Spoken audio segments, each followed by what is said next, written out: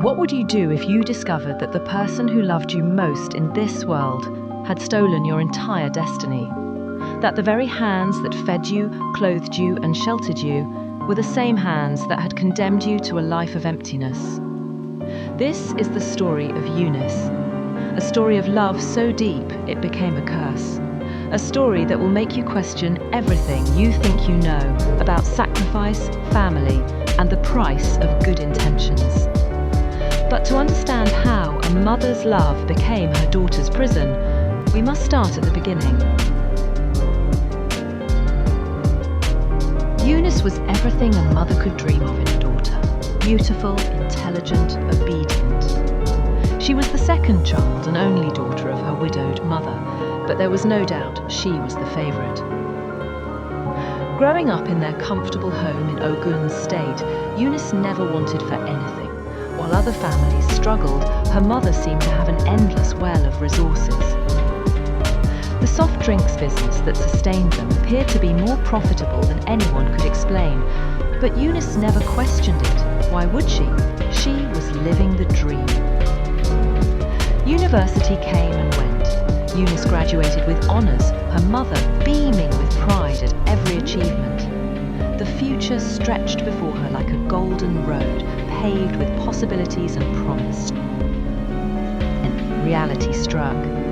Job application after job application, interview after interview, rejection after rejection. Each, "We'll get back to you," that never came. Each, "We've decided to go with another candidate," that stabbed a little deeper. But her mother, ever supportive, ever optimistic, had the perfect solution. "Don't worry, my dear," she would say, stroking Eunice's hair as tears of frustration fell. "You're too smart for these small jobs anyway. Go get your master's degree, then they'll see your worth." So Eunice did. 2 more years of study, more qualifications, more certificates to hang on the wall. And when she graduated again, this time with even higher honours, the same story repeated itself. But here's the thing about having a wealthy, doting mother. Failure doesn't feel quite as sharp when you're still living comfortably. Eunice's mother made sure of that. The best clothes, the finest meals, a beautiful room in their family home. "Why stress yourself, my daughter?" her mother would coo. "I have more than enough for both of us. Focus on finding the right opportunity." And so the years began to slip away, one comfortable, unproductive year after another. But there's something about being 25, then 28, then 30, and still living like a teenager that starts to eat at your soul. Especially when you start noticing something else, something far more troubling than unemployment. At 38 years old, Eunice had never been on a single date. Now understand, Eunice was beautiful, strikingly so, the kind of woman who turned heads when she walked into a room. Her skin was flawless, her smile radiant, her figure enviable. Men would notice her, certainly. Their eyes would follow her across the room, across the street, across the market. But then something strange would happen, something Eunice couldn't understand and couldn't explain. They would look away. Suddenly, urgently, as if something had warned them off, as if an invisible hand had tapped them on the shoulder and whispered, "Not this one." At first, Eunice thought it was shyness, hers or theirs. She was, after all, a well-brought-up young lady. Perhaps she was too intimidating, too refined for the average man. But years passed, decades passed, and the pattern never changed. "Mama," she finally confessed one evening, her voice barely above a whisper, "I think something is wrong with me." Her mother looked up from her evening tea, concern immediately flooding her features. "What do you mean, my dear?" "The men, Mama.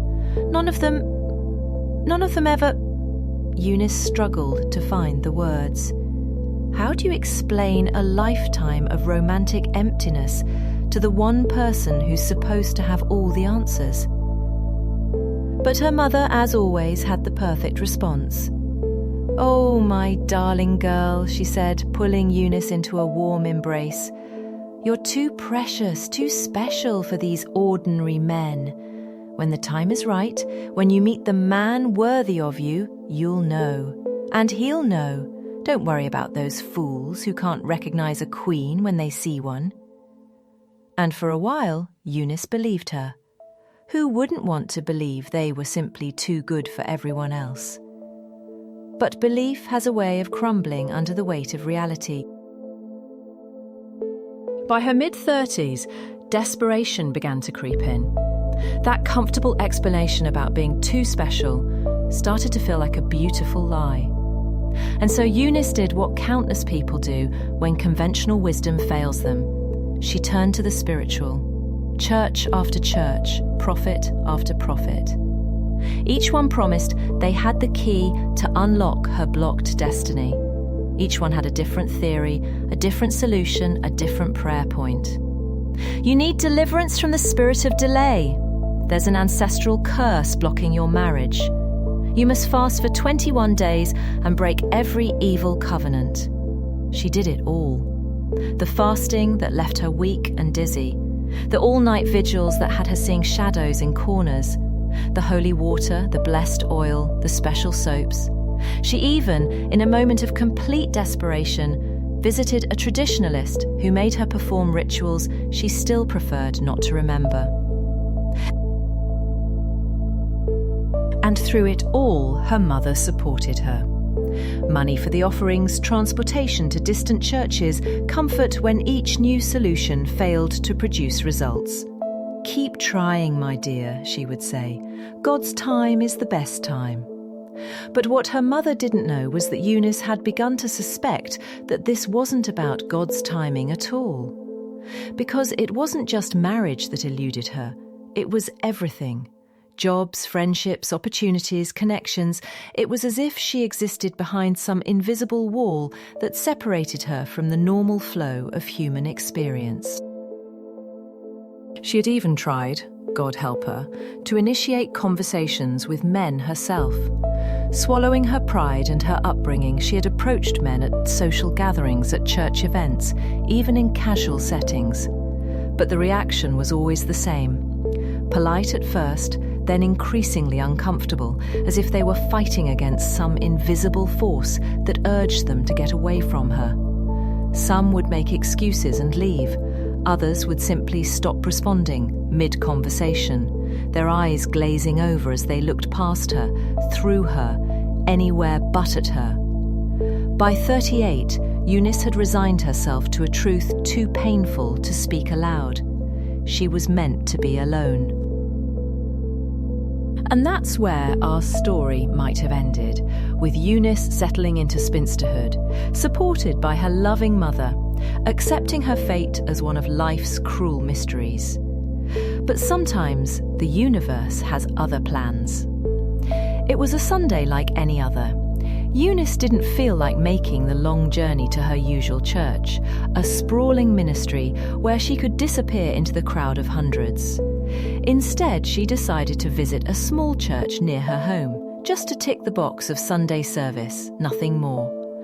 The church was modest, maybe 50 people in the congregation, the kind of place where everyone noticed a new face. Eunice slipped into a back row, hoping to remain invisible. But invisibility, it seemed, was not an option that day. The preacher was in the middle of his message when it happened. One moment Eunice was sitting quietly trying to look interested in the sermon, and the next, she fell. Not fainted, fell. Violently, as if something had reached into the pews and yanked her to the ground. Her body convulsed, her breath came in sharp gasps, and from somewhere deep in her throat came sounds she didn't recognize as her own. The congregation stirred. Some moved closer, others stepped back. But the preacher just watched. His eyes fixed on her with an intensity that seemed to see straight through flesh and bone to something deeper. When Eunice finally stopped convulsing, when her breathing returned to normal, when she managed to pull herself back onto the pew with her clothes disheveled and her hair scattered, the preacher spoke. His voice cut through the murmurs of the congregation like a blade. "Where are you from?" Eunice looked up at him, still shaking, still confused by what had just happened to her. His gaze was piercing, unblinking, as if he could read the story of her life written in her eyes. I'm from Ogun State, sir," she managed to reply. The preacher nodded slowly, as if this confirmed something he already knew. "Things have not been working for you, right?" The simplicity of the question broke something inside Eunice. All those years of pretending, of making excuses, of accepting her mother's explanations, crumbled in an instant. "Yes, sir," she replied, and began to sob. "When last did you work?" "I have never been employed, sir." A ripple of murmurs ran through the small congregation. Here was an educated, obviously well cared for woman in her late 30s who had never held a job. And not married too. It wasn't a question. It was a statement. Eunice could only nod, the tears flowing freely now. Then came the question that would change everything. "Where is your mother?" "She lives in Ogun State, sir." "What does she do?" "She is a businesswoman, sir." The preacher was quiet for a long moment. The entire church held its breath. When he finally spoke, his words hit Eunice like physical blows. "Go home and ask your mother what she did to you." "My mother?" Eunice's voice was barely a whisper, confusion and shock warring in her tone. "Yes, your mother." "But she is the only person that loves me in this world." "I'm sure she is," the preacher replied. Eunice felt something snap inside her chest. How dare this stranger, this man who knew nothing about her life, about her family, suggest that her mother, her loving, devoted, self-sacrificing mother, had done something to harm her? But her upbringing, her home training, kept her from lashing out. Instead, she gathered what was left of her dignity, stood on shaking legs, and walked out of that church with the preacher's words ringing in her ears. "Ask your mother what she did to you." That night, Eunice lay in her childhood bed, staring at the ceiling, trying to forget what had happened. It was ridiculous, impossible. Her mother was her champion, her supporter, her best friend in the world.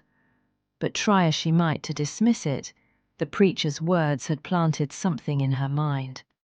A seed of doubt that began to grow, to spread, to consume her thoughts. And as the days passed, that seed began to sprout questions she had never dared to ask.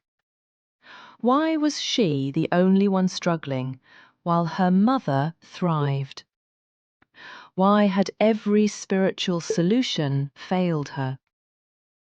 And why, when she closed her eyes at night, did she keep hearing that preacher's voice over and over again? Ask your mother what she did to you.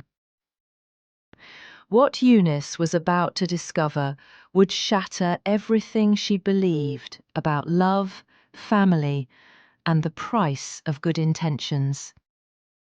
Some truths are too terrible to ignore, no matter how much they threaten to destroy the very foundation of your world. And some questions, once asked, can never be unasked.